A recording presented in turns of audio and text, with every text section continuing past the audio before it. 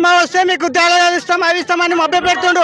Pharma వస్తే భూములు పోతాయి, ఊర్లు నాశనం అవుతాయి, జనాలు గాలి వాతావరణం నీళ్లు మొత్తం కలుషితం అవుతాయి. సో ఎన్ని ఎకరాల భూమి 1000 నుండి ఒక 3000 వరకు ఉంటుందా? 3000 వరకు ఉంటుందా?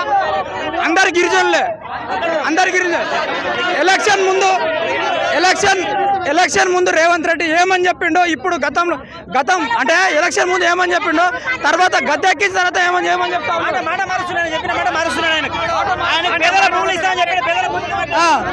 కొడంగల్కి మీడియా సంస్థ వస్తే టార్గెట్ చేసి కొడతా ఉన్నారు, ఇబ్బంది పెడతా ఉన్నారు.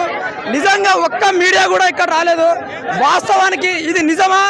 ఎట్లా స్పందిస్తారు దీనికి? ఒక్క మీడియా ఛానల్ కూడా ఇక్కడ రావడానికి భయపడతా ఉన్నారు. సీఎం ఇక్కడ నియంత్రణ పాలన కొనసాగుతా ఉంది. సో మెయిన్ స్ట్రీమ్ మీడియా మాత్రం ఇక్కడ పాల్గొనడం లేదు. ఇక్కడ